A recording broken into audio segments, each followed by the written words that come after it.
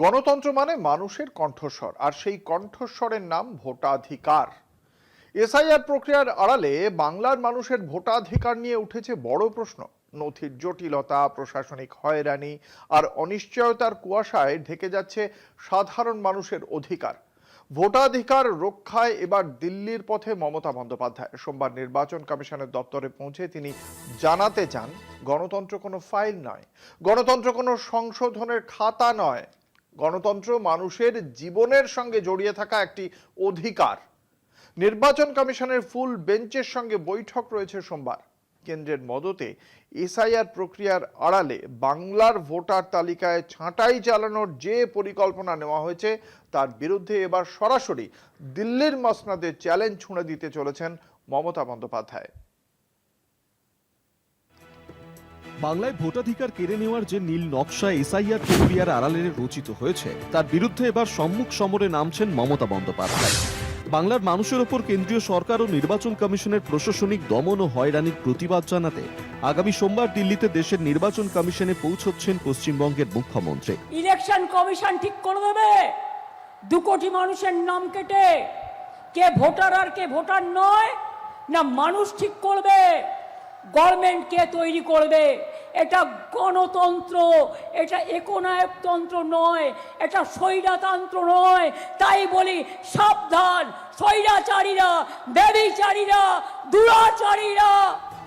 মুখ্য নির্বাচন কমিশনারের সঙ্গে বৈঠকে তিনি স্পষ্ট বার্তা দেবেন, গণতন্ত্রকে ক্ষুণ্ণ করে কোনো সংশোধনী প্রক্রিয়া বাংলায় চলতে দেওয়া হবে না। তৃণমূল নেত্রীর স্পষ্ট বক্তব্য, গণতন্ত্রের ভিত্তি যেখানে ভোটাধিকার, সেখানে সেই অধিকারকে প্রশ্নের মুখে দাঁড় করানো কোনো প্রশাসনিক প্রক্রিয়াই গ্রহণযোগ্য হতে পারে না। এসআইআর এর নামে নির্বাচন কমিশন বাংলার সাধারণ মানুষকে যে অনিশ্চয়তা, বিভ্রান্তি ও হয়রানির মধ্যে ঠেলে দিয়েছে, এ কথাই তিনি দেশের নির্বাচন কমিশনকে জানিয়ে দিতে চাইছেন।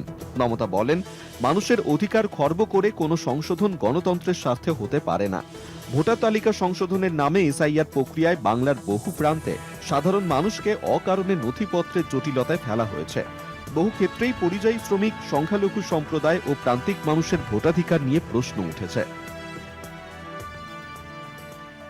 বাংলার মানুষের ভোটাধিকার রক্ষায় সরব মমতা বন্দ্যোপাধ্যায়। দিল্লিতে নির্বাচন কমিশনের ফুল বেঞ্চের সঙ্গে গুরুত্বপূর্ণ বৈঠক সোমবার।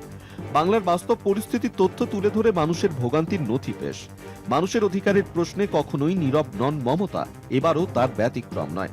স্বচ্ছতার আড়ালে রাজনৈতিক ষড়যন্ত্র চিহ্নিত, বলেন মমতা। বাংলার স্বার্থেই দিল্লির ময়দানে বাংলার মানুষের কণ্ঠস্বর বহন করছেন মুখ্যমন্ত্রী। প্রসঙ্গত, বারুইপুরের জনসভা থেকে তৃণমূলের সর্বভারতীয় সাধারণ সম্পাদক অভিষেক বন্দ্যোপাধ্যায়ের হুঁশিয়ারি ছিল, জ্ঞানেশ কুমার তৈরি থাকুন, মমতা বন্দ্যোপাধ্যায় দিল্লি যাবেন। এবার উপস্থিত সেই বিশেষ দিন।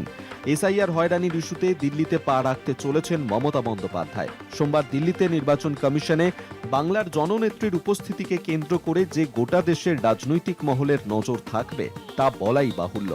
মমতার সঙ্গে 15 জনের প্রতিনিধি দলে কারা থাকবেন তা নিয়েও চর্চা রয়েছে। রাজনৈতিক মহলের অনুমান, এসআইআর প্রক্রিয়ায় যাঁরা মারা গিয়েছেন তাদের পরিবারের সদস্যরা থাকতে পারেন। এছাড়া কমিশনের ভোটার তালিকার খাতায় যাঁরা মৃত কিন্তু বাস্তবে জীবিত, এমন কয়েকজন ব্যক্তিও থাকতে পারেন।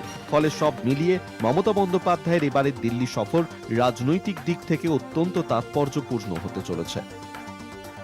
কলকাতা টিভি।